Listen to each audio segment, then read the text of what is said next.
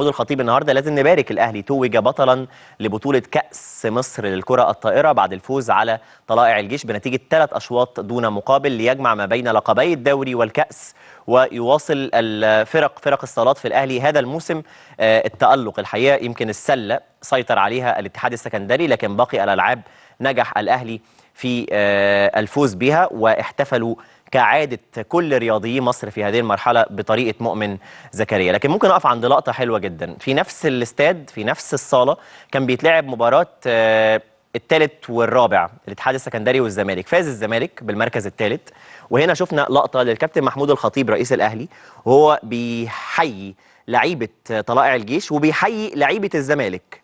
لقطة حلوة جدا، شيك جدا، طبيعية جدا، لكن في الظروف اللي احنا فيها احيانا ممكن تستغربها، تحس ان هي مش طبيعيه، فبتحس ان انت لازم تبروزها. لازم نبروزها طبعا.